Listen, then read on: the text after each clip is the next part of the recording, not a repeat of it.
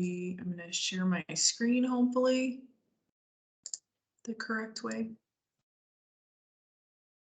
So something to keep in mind. So today's class obviously is going to focus on the vendor registration process, not just the SIM process. So vendor registration is obviously pretty involved, and it starts with the request, and then it goes all the way through to where the supplier actually gets the invite, fills it out, comes back, and then goes through a little bit of an approval table. So I'm going to attempt to show you all of that today in class. But keep in mind that while I'm showing it to you, I'm going to be acting as others, and we're going to have to like log out of Penn Coupa and log in as Supplier Coupa. So there may be some glitches. So I'll apologize for that in advance, because when you're doing single sign-on and you're attempting to log in as like an outside source, Coupa kind of has a conniption fit. So sometimes I have to log in several times, but just kind of keep that in mind. So when we're in Coupa, the vendor registration process basically starts with a request. And the request is actually in the system under the Forms tab, and it's called the New Vendor Request. You can ignore a bunch of these other forms. They don't exist for most users. But when you click the New Vendor Request form, it's going to ask you some very simple questions. Only a few are actually required. Now, you may be asking, who has access to this form? Technically, all Coupa users have access to this form. Okay, so this does not actually have to be anyone in AP. It doesn't have to be a finance person. It doesn't have to be a buyer who fills this out. It can be any Coupa user. And the required information is basically, so we're gonna register my test company, and we are going to, you notice the red asterisks are the things that are required to fill out. The vendor primary contact information. You must have a first name, last name, and email address. This whole thing is required. So notice it has the little asterisk up here, not next to all of these things. So this whole thing is required. So just keep that in mind, that if you don't fill this out, the registration will still go through, but it won't work, and it won't actually go to a person. So just keep that in mind. That's something that's a Nikki B lessons learned from me to you. So I am going to type in my email address and my phone number, and then I'm going to select the property this is for, my expected annual spend, my goods and services provided, and if I am doing this on someone else's behalf, because they can't figure it out, you're helping a friend, whatever reason, you're going to type their name in here. If you're the person that's doing this request, you can leave this blank. So as soon as I'm done, I'm going to hit the review button. The system is going to kind of tell me, hey, this is everything that's going on. It's going to give me an example of, hey, this might be a duplicate supplier. So the reason I did this is because I wanted to show you guys, it doesn't actually look at the whole email address when it goes to identify duplicate suppliers. It just looks at the I guess the last little section there where it's like, hey, it's Gmail that's the same, it's Hotmail. So a couple of those like super generic ones, it doesn't necessarily take into account for. But as an example, if Penn National was a registered supplier and we typed in an email with pngaming.com, it would potentially identify that as a duplicate. So that's how it identifies duplicates. In this case, we're going to say it's not a duplicate. And this is the approval chain that this request is going to follow. Now, you may ask, how is this approval chain decided? It's decided by a couple of different things, primarily the property that was selected. Okay, so if you select multiple properties, you're potentially going to see multiple buyer groups here. If it's just one property, you're going to see that property buyer group. All supplier registration requests go to the approver vendor registration group. Okay, so that is how that approval chain is built. Now, a couple things about these approvers. The buyer group, why are they in here? What do they look at? The buyer group is in here to make sure that This is a supplier we truly want registered. So keep in mind, when we register a supplier within Coupa to Penn National Gaming, that means they are going to be an approved supplier for potentially every property. So we need to make sure that we are setting up this supplier for success. Do they know about e-invoicing? Do they know that they have to have POs to e-invoice? Do they know that we don't issue after the fact POs? Do they have the right resources to e-invoice? Are they in conflict with a national program? Right? Those are all reasons that this buyer group is in this approval chain. Is they are there to make sure that we are in fact registering the right suppliers for the right reasons. This approval registration group is here to double check to see if it's potentially a duplicate. There might be another supplier that's close in name. They're also there to send the actual invite to your supplier. Another thing to keep in mind here, the person that you're sending the email address to, if the company you're registering already uses Coupa, it is a much faster process for you to send the this vendor registration to the main contact for their Coupa account than it is to send it to someone new and then merge the accounts after the fact. That does require more steps if they're going to be using the CSP, which of course we want all of our suppliers to engage with the CSP because it's much more efficient for everybody. So that is the approval group. That is how it works. That's why they're in there. So once I submit for approval, what happens? Where does it go? So if I go to setup as a buyer, as someone with procurement access, I have view only access to see where all of the vendor registrations are in process. Okay, and I'm going to do that by selecting the supplier info form responses tab. And it's going to take me into this screen. And this is where I'm going to look up my my SIM request, basically my vendor registration request. Now, the original request, as you can see here, is just a new vendor request. This is the actual request put in by a Coupa end user or someone from procurement. What happens is once this is approved by the SIM group, you will see this type of request, a vendor registration questionnaire request.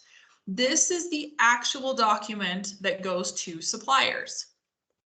And this is the actual invite that goes to suppliers. So for every supplier invite, as long as it's approved, you will technically see 2 requests in this screen. So as you guys can kind of tell from all my searches, this Cocktail Kingdom is for sure the one I've been testing with. So you can see here's the new vendor request, and then here is one of the, and you can see both of these are active for Cocktail Kingdom, and they have been sent out. So that is kind of how you can tell where it is. You can tell that it's new. It hasn't been applied means it's done. Pending approval means the supplier has submitted it and someone internally is looking at it right now. So you can see where all of this is in process, okay? When these vendor registration forms are sent out, they are emailed to the supplier, and this is what the email looks like. It varies slightly if the supplier is in fact set up with Coupa or not. It does not vary a lot. If they are not set up with Coupa, they will be required to create a Coupa account so they can fill out the SIM request. That's the only difference. So when they get a little notification, it basically says create an account, log into Coupa. It prompts them, as you can see. When we select the log into Coupa button, it takes me directly to this page. If you're new to Coupa, you create an account. If you're logging back in, you have a password, and you know you should, as a vendor, I would imagine they would know their email and login. And this is where they're going to log in. And so we're going to see if this works. So it does work. So this is the notification that they will get if they log into Coupa and they have been sent one of our invites. As you can see, they can't ignore it. We're asking them to fill this out, so we can hit continue. And then it's going to basically ask us, tell us about your business, okay? It prompts all of the information we need from a supplier, okay? So, like, you're basically saying, yes, I can do this, yes, I can do this. If they are wanting to do CXML and they want to integrate with Penn National, they can actually select that here, which will prompt an integration communication. Once they fill out, they're basically going to, this is all payment discount setups, etc. And we're really close. We're really close, guys. This is how fast it is. I'm just saying, okay? Like, so this is one of the longest steps in the vendor registration process. So this is the exact document that they're asked to fill out. The remit to address, if they're based in Louisiana, we ask for a signed W-9. Is your public company traded? Do you have licenses? Additional questions. This is more about diversity, etc. If you've noticed, for anything that requires a document, W-9, insurance, diversity, we actually include downloadable forms in the registration. So in case they don't have that form handy, they can download it, complete it, and upload the signed and completed version. Okay, that's true for a W-9. For ownership and diversity information, if they select yes, they're given this huge pop-up. If they select no, they don't have to do it. There's a diversity affidavit.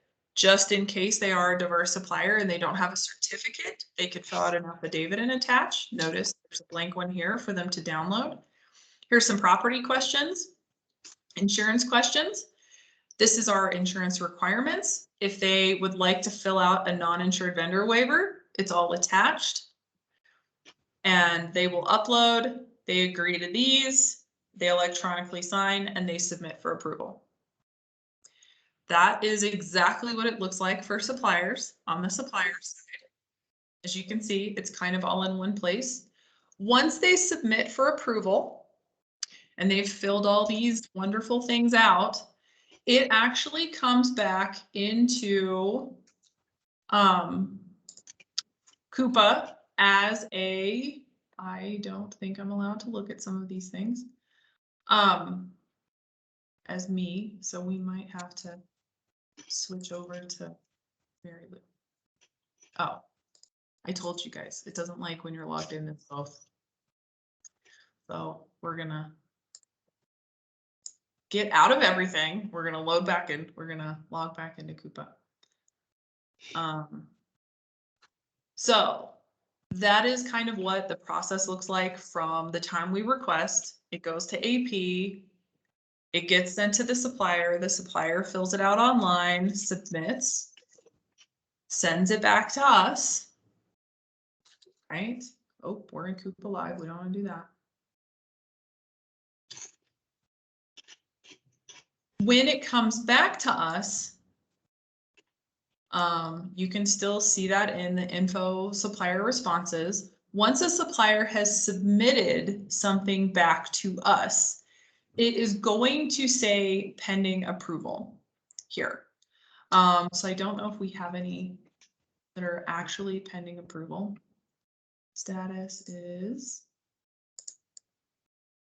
pending approval. So here's a good example. Here's the pending approval registration. So I'm going to click on the registration questionnaire itself, and it's going to show me at the bottom. So this is all the information that the supplier submitted. I can see it. Notice there's no difference, guys, from what they see and what we see. It's exactly the same information. Okay. The Coupa portal is literally just a view into our world. It doesn't change. Okay, it doesn't change the information they can see or what we can see. So I'm going to go to the bottom. Here is the approval flow that basically every vendor registration will follow. Okay, so it says that Flow submitted this on 3/17. Technically, that is the date the supplier submitted this vendor registration. Okay, so Flo is the person that sent it out. That's why it has her name on it. But when the supplier submitted it, they submitted it on this date. It's immediately going to go to a regional sourcing director. Okay, it doesn't always go to Jim. Now, the regional director is selected based on the properties that they oversee. And it's automatically routed based on the properties that are selected during the registration process. So if they select properties that only are overseen by one regional director, then only that director has to approve. If a vendor goes through and selects all properties, right, or selects like one of mine and one of Eli's and one of Jim's, then all three of us are going to have to approve this form. That may seem excessive. However, because we have very different restrictions and we have different rules for a lot of our properties, that is what we are here to verify, right? Should this person be registered? Do they have to register with a gaming jurisdiction? We double check some of that information that we talked about that the buyers are approving. Does this conflict with the national program? Are they going to be e-invoicing? That kind of thing, okay? So that's why we're in this group. Once it gets past the regional directors, it's going to go into diversity, should normally be here, FYI. E-procurement or the corporate team double checks to make sure the diversity is filled out correctly. I will tell you guys that is the one area that we get a lot of people skipping information. So they do double check to make sure the diversity information is there and filled out correctly. Once they approve, it goes to the SIM approvers. This is the AP leadership team at corporate. They review to make sure it isn't truly a duplicate. So they double check the W-9 to make sure the tax ID doesn't already exist.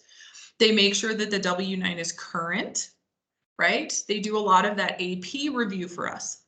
And then it goes to this last step, the approvers. This is where they will actually review and do a final approval, which creates the vendor number and activates the supplier in Coupa. Okay, so that is from A to Z, the entire vendor registration process as it is today in the Coupa system. So hopefully this has helped clarify some things for you guys. And I appreciate your time. So